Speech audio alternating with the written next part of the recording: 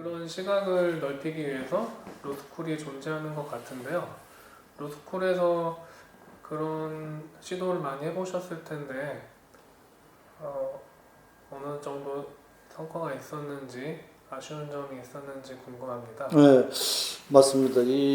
사실 이 로스쿨을 만드는 그 가장 중요한 계기가 이 법이라는 이 문제를 풀어나가기 위해서는 그 기초적인 문제를 이 학제간 연구라 해서 요즘은 초학제적인 뭐 연구를 해야 된다. 초융합 이런 이야기를 하는데 이 로스쿨은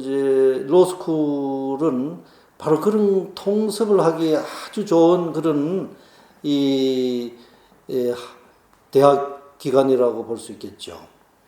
그래서 이제 저는 이제 그러한 그 로스쿨의 그 취지에 맞추어서 노력을 그동안 많이 했다고 볼 수 있고 그런 노력을 하다가 이제 퇴임을 하게 됐는데 다만 이제 그 우리 심각한 문제가 이 로스쿨이 이 변호 시험을 위한 학원으로 이렇게 변질되고 있는 면이 있어가지고 이러한 그 중요한 그 로스쿨의 기능이 지금 상실되고 있지 않느냐 그런 아쉬움이 있죠. 그런 아쉬움이 있죠. 시험이 있다 보니까 어쩔 수 없는 문제 같습니다. 그럼 현재 심각한 난기류 속에 있는 우리가 이 문제를 풀어나가야 되는데요. 예를 들면 사회복지를 통해서 극복할 수도 있고요. 가족법은 진보적으로 쇠퇴한다고 표현하셨는데 구체적으로 어떻게 이 문제를 해결할 수 있을까요? 네, 아까 이어서 이 스웨덴의 유명한 그 가족법 학자, 웁살라 대학의 유명한 가족법 학자 선더버그 교수라고 있습니다. 그 이분이 아주 유명한 말을 남겼는데요. 현대 가족법은 이 사회복지법의 발전으로 진보적으로 쇠퇴한다. 아주 이런 그 의미 있는 말을 남겼어요. 그러니까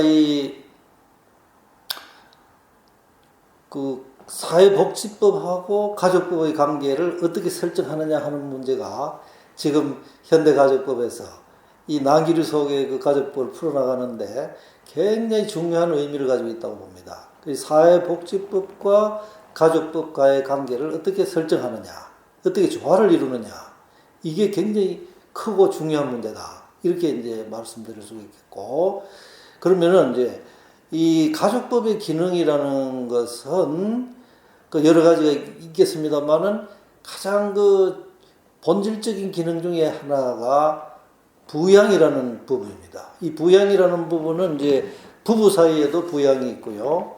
부모가 자식을 부양하는 부분도 있고, 또 경우에 따라서는 이제 그 노부모를 부양하는 그런 문제도 있겠습니다. 이걸 전부 다 우리가 고려를 할 수가 있겠는데, 이 가족법 내에서의 이 부양이라는 문제는 아주 역사가 길지요. 아주 역사가 길지요. 인류가 출범한 때로부터 지금까지 오랜 역사를 가지고 있습니다.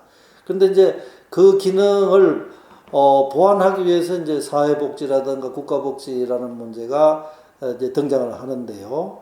이거를 어떻게 현대에 와서 어떻게 이거를 잘 조화를 이루느냐. 이것이 이 현대 복잡한 가족부의 문제를 풀어가는데 굉장히 중요한 그 지침이 되리라고 봅니다.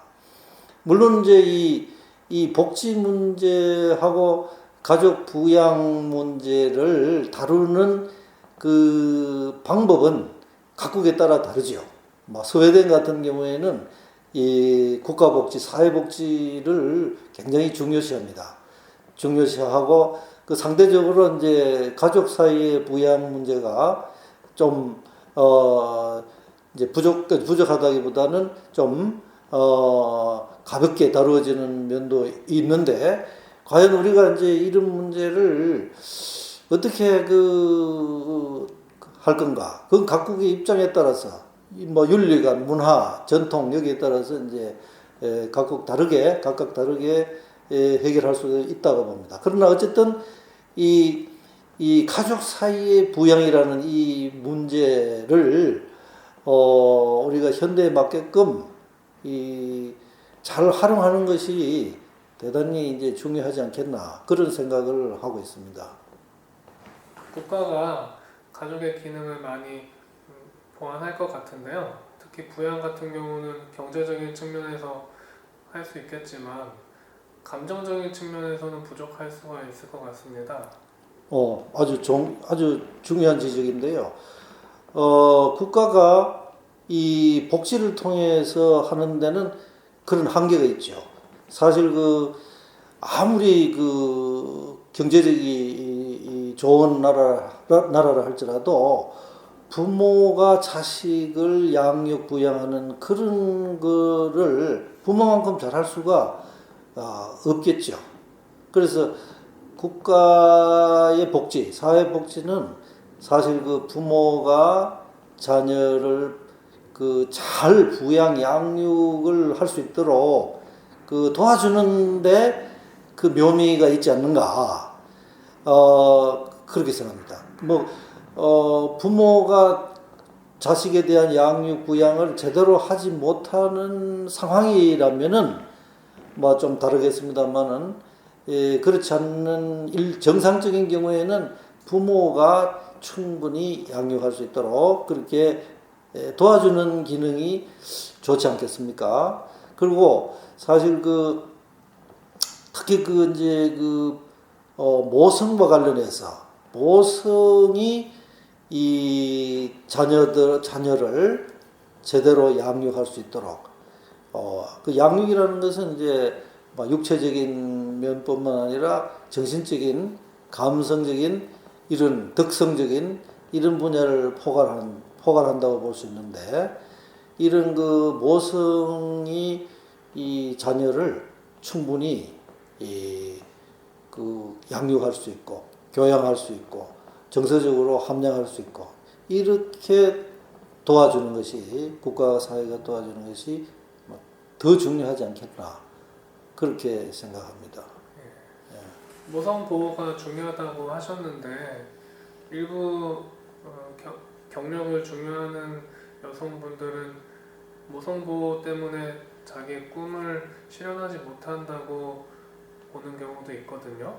그건 어떻게 보실까요? 그런 이제 지적이 많이 있어서 사실 모성 보호의 부분이 좀 제대로 빛을 발하지 못하는 그런 면이 보이는 것 같습니다. 헌법에서도 우리가 사실 오랜 전통을 가지고 헌법에서 이 모성 보호를 규정하고 있는 건데, 진정한 의미를 우리가 알아야 되겠죠. 글랜던 교수의 표현입니다만은, 이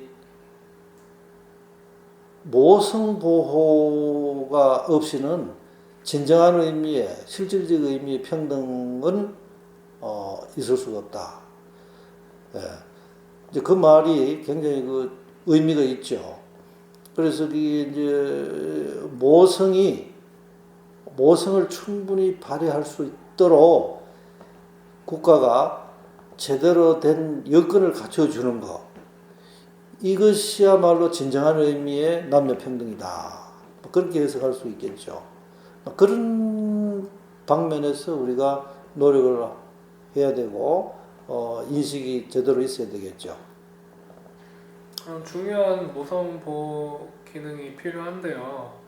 그렇기 때문에 일부 사람들은 가족 제도를 억압으로 보고 있기도 하고요. 일종의 종신 노예 계약으로 느끼기도 합니다. 들어올 때는 마음대로지만 나갈 때는 아니거든요. 이 문제는 어떻게 해결할 수 있을까요? 참 그런 부분은 참 불행한 일이겠네요. 어떻게 결혼이 정신노예 계약이 됐어야 되겠습니까? 그런 의미에서 우리는 이 가족과 혼인의 본질을 다시 한번 생각을 해볼 필요가 있다고 생각합니다. 제가 뭐 그런 부분에 대해서는 그 해체주의적인 이 철학, 가족 생태학적 분석, 뭐 이런 것들이 이 가치가 있지 않겠나 이런 생각을 해 보는데요.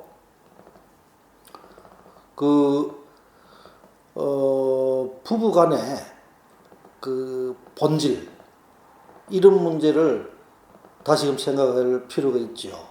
부부 사이는 현대적 개념으로 이렇게 헌법과 비추어서 현대적 개념으로 정리한다면은 부부는 자율성을 충분히 가지면서 솔리데리티, 연대성을 또 우리가 가져야 되지 않느냐.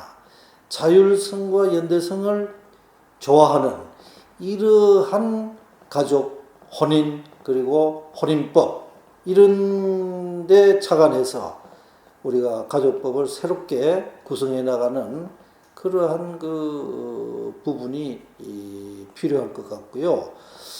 이제 그런 부작용과 관련해서 이제 이혼도 늘어나고, 특히 우리나라는 세계 OECD 국가 중에서도 막 이혼율이 막 가장 높은 그런 나라로 한때 평가를 받기도 했는데요. 그 이혼 문제를 이제 우리가 이걸 어떻게 받아들여야 되느냐, 이것도 사실 굉장히 복잡하고 심각한 문제 중에 하나지요. 예. 그리고 뭐 이혼법과 관련해서는 종래 뭐 유책주의 이혼법이 지배했는데, 전통적으로 이거 유책주의적인 이혼법을 가지고는 현대 이혼법으로서 이제 이혼 문제를 해결할 수가 없다, 제대로 할 수 없다 해서 파탄주의 이혼법으로 넘어가는 커다란 그런 이제 전환기, 역시 그 트랜스포메이션이라고 할 수 있는데, 이 부분도 참 난기류 중에 하나라고 봐야 되겠죠. 문제가 그 풀기가 그렇게 쉬운 문제가 아닌데, 근본적으로 이제 우리가 들어가 보면은 이 글랜던 교수도 해법을 내놓고 있습니다만은, 이 가족법에 이제 가장 그 기본에 깔려 있는 문제는 결국 관념의 문제고 의식의 문제가 아니겠는가. 근본적으로 우리가 이제 파고 들어가게 되면은 관념과 의식의 문제, 여기에 이제 들어가겠는데요. 이 자유라는 문제, 아까 이제 부부 사이의 자유를 구성하는 이제 이 자유라는 문제를 놓고 봤을 때, 자유에는 그 책임이라는 문제가 이제 항상 동반하는 거 아니겠습니까? 그 자유와 책임이 이제 조화를 이룰 때 이 좋은 권리 의무 관계, 부부 사이의 권리 의무 관계도, 또는 이제 윤리 관계도, 도덕 관계도 원만하게 이루어지지 않겠나, 그렇게 보게 되죠. 그래서 그거와 관련해서 프랑스에서도 그 국회에서 그 깊은 그런 고민이 있고 논의가 있었는데, 그때 이제 그 유명한 그 인류학자면서 사회학자인 레비 스트라우스가 프랑스 국회에서 한 유명한 연설이 있습니다. 그 유명한 연설 내용이 바로 이 자유라는 걸 우리가 다시 생각해야 된다. 고립된 자유라는 건 그건 자유가 아니다, 이렇게 갈파를 했거든요. 그래서 이런 부분들이 우리가 지금 시대에 다시금 그 의미를 되새겨야 되지 않느냐, 그런 생각을 하게 됩니다. 예. 예. 진정한 자유는 혼자 이루는 게 아니라 사회 속에서 이룰 수 있는 건가요? 자유라는 개념은 이 고립된 사회에서의 그 자유라는 거는, 그 말하자면 그 로빈슨 크루소가 외로운 섬 속에서 자유를 외치는 건 자유가 아니라는 거죠. 어디까지나 이제 사회생활 속에서 이 나의 자유와 타인의 자유가 조화를 이룰 수 있어야 이게 진정한 의미의 그 자유가 되겠죠.